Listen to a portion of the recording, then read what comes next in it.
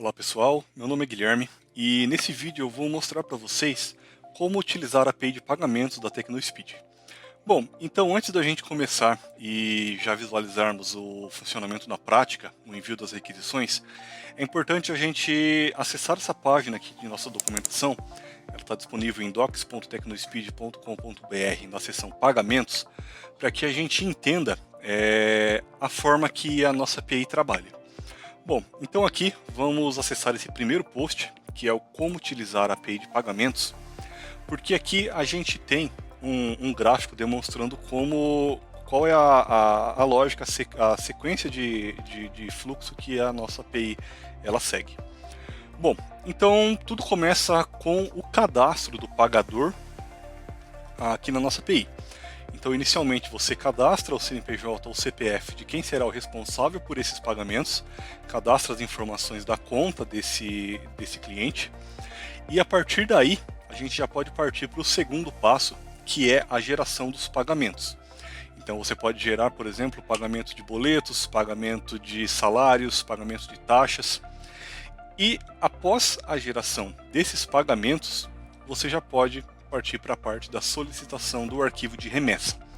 Então aqui já vale um adendo porque está um dos grandes diferenciais aqui da nossa API, porque você pode trabalhar de duas formas. Então você pode solicitar esse arquivo de remessa e encaminhar esse arquivo ao banco de forma manual, que é a transmissão manual, ou seja, você ou seu cliente faz o upload desse arquivo lá no Internet Banking, como você pode também trabalhar na forma automática. Ou seja, você solicita esse arquivo de remessa e a TecnoSpeed fica responsável por trafegar esse arquivo de remessa para o banco. Então, após fazermos esse envio desse arquivo de remessa para o banco, a gente aguarda o processamento e caso você trabalhe na forma manual, você lá no Internet Banking também, após o processamento, baixa o arquivo de retorno e a nossa API tem uma rota específica para processar esse arquivo de retorno. Se você utiliza a transmissão automática, esse arquivo de retorno ele já vai chegar de forma automatizada para a TecnoSpeed e a gente vai fazer o processamento desse arquivo da mesma forma também para atualizar os pagamentos que estão aqui na nossa base de dados, que foram gerados por nós. Então, tendo essa introdução pelo nosso fluxo de trabalho, a gente já pode partir para a demonstração de como a nossa API ela funciona. Bom, então como disse há pouco, tudo começa aqui na nossa API com o cadastro dos pagadores, que está aqui, cadastrando um pagador. Antes de começarmos, só dizer para vocês alguns detalhes sobre a nossa integração. Todas as rotas, ela possui um endpoint comum, depois seguido pelo complemento da rota. Todas elas são autenticadas pelo header como CNPJ da software house e token da software house, e algumas das rotas você passa também o CNPJ de quem é o responsável por gerar esse pagamento. E todas elas no bar da requisição, todas as rotas POST, você faz a integração com um JSON padronizado. Então aqui no nosso caso a gente está na requisição de cadastro do pagador, então a gente vai informar aqui as informações de quem será o responsável por efetuar esses pagamentos. Então passamos o nome, o CNPJ, informações de endereço e os dados da conta desse cliente. Então vem o código do banco, o número da agência, o número da conta, para que essas informações elas fiquem registradas aqui na nossa API. Então fazemos o envio da requisição e aqui no retorno a informação mais importante que a gente gera nesse momento é um campo chamado Account Hash. Isso aqui é o identificador único para cada conta que você cadastra. Você vai utilizar esse identificador no momento de gerar os pagamentos. Isso é importante porque você não precisa fornecer todas as vezes as informações da conta que você está utilizando. Você passa apenas o hash e a gente busca essas informações aqui que estão previamente cadastradas. Então, com o nosso pagador devidamente cadastrado, a gente já pode partir para a geração dos pagamentos em si. Então aqui na nossa aplicação nós temos diversas formas de fazer a geração desses pagamentos. Então podemos fazer pagamento de boletos, pagamento de transferências bancárias, pagamentos de salários, pagamentos de taxas também, então GARI, PVA, DARF. E vou para demonstrar para vocês, vamos utilizar aqui o pagamento de boletos. Então aqui, só para exemplificar, no header a gente já tem o CNPJ do pagador sendo informado junto com os dados da software house que a gente já tinha anteriormente. O complemento da rota específica para o pagamento de boleto, e aqui no bar da requisição você vai passar as informações do pagamento que você está gerando. Então o account hash, que foi gerado no momento que esse pagador ele foi cadastrado, e aí a descrição do pagamento, forma do pagamento, valores.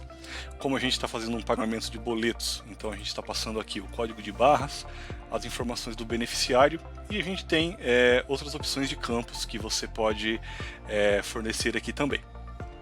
Então, enviamos essa requisição, e aqui, dentre todas as informações que a gente retorna, a mais importante dela é o Unique ID. Esse é o identificador único do pagamento que você gerou. Esse Unique ID você vai utilizar no momento de fazer a geração da remessa, que é o próximo passo que eu vou mostrar aqui para vocês. Então, a gente tem a rota específica para a geração da remessa e a gente passa esse Unique ID aqui. Lembrando que, caso você tenha gerado diversos pagamentos durante o dia, então vamos supor que você gerou 50 pagamentos, você pode gerar a remessa de uma vez só. Então você passa todos os Unique IDs que você gerou aqui e gera a remessa em um único arquivo. Antes da gente fazer a geração da remessa, vale lembrar que a gente tem um método para consulta desse pagamento. Então a gente passa o Unique ID que a gente gerou aqui e a API ela dá uma atualização de como o pagamento se encontra. Então nesse caso é um pagamento que ele está apenas criado, ele não foi confirmado pelo banco ainda. Então, vamos fechar aqui para a gente seguir. Então voltamos para a rota da geração da remessa, fazemos a solicitação da geração desse arquivo de remessa. Aqui ele é um método assíncrono, então a gente gera um identificador, um Unique ID da remessa também. E o próximo passo é você fazer a consulta desse identificador da remessa. Então, o que a nossa aplicação responde é um base64 contendo o arquivo de remessa dentro. Isso caso a transmissão seja manual. Se for a transmissão automática, como eu disse, nesse momento essa remessa ela já vai ter sido transmitida para o banco. Então, esse arquivo de remessa aqui, esse base64 que a gente devolve, você precisa dar um decode nele. Então, por aqui, ele se torna aquele arquivo de remessa comum, que é o que você vai salvar e fazer o envio para o banco. Então, depois que esse arquivo de remessa ele é gerado, como eu tinha exemplificado para vocês, nós temos também, para quem utiliza a transmissão manual, um método que a gente recepciona o arquivo de retorno.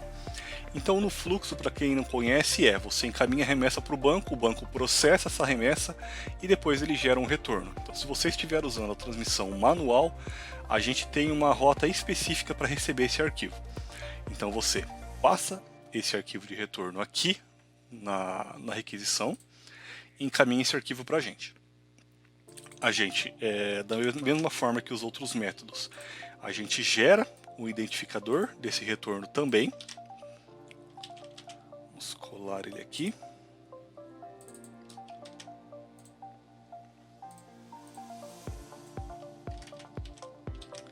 Para que você possa consultar como que está sendo o processo de atualização desses boletos que vieram no banco. Então aqui, para exemplificar, eu já tenho um protocolo que eu enviei anteriormente, que é referente a um boleto que ele já foi processado pelo banco, um boleto de testes que a gente utiliza. Então eu encaminhei um arquivo de retorno, me gerou um protocolo anteriormente e agora estou consultando esse protocolo. Quando a gente faz isso para um pagamento válido, ou seja, um pagamento que foi gerado pela API da TecnoSpeed, a nossa API ela retorna o resultado do processamento desse pagamento. Então aqui no caso a gente está vendo um pagamento que ele foi rejeitado pelo banco. Então vamos pegar um outro exemplo aqui, agora de um pagamento que tem um retorno de conciliação, mas que a gente vai visualizar essas informações aqui na consulta. Então, disparamos a requisição da consulta, consta aqui a situação do pagamento, e aqui dentro de ocorrências a gente tem as informações que vieram do banco.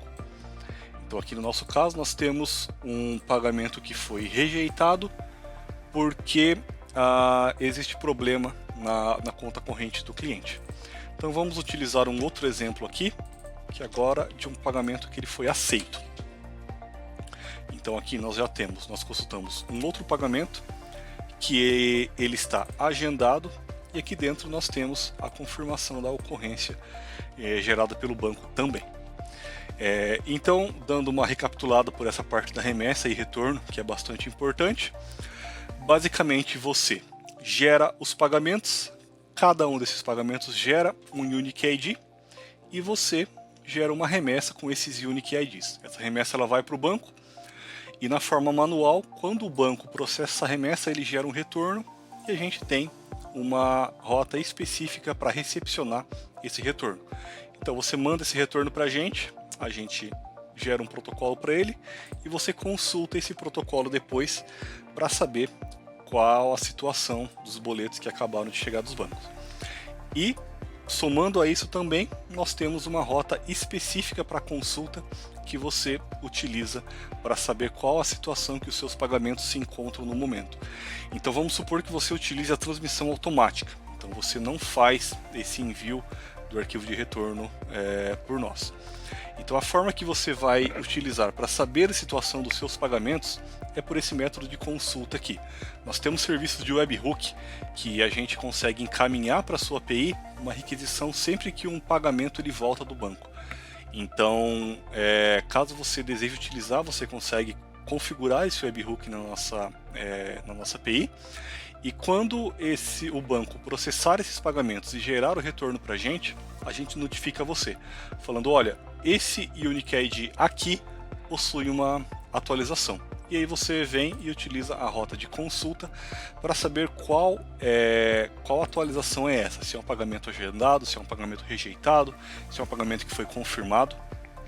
E vale ressaltar que todas essas situações, toda essa definição desses métodos a gente tem documentado, então tudo que você precisar a gente tem disponível de forma aberta lá no Zendesk, e também, restando qualquer dúvida, pode chamar a gente que a gente vai ter prazer em esclarecer essas dúvidas para você. Agradeço a atenção e eu fico à disposição. Obrigado.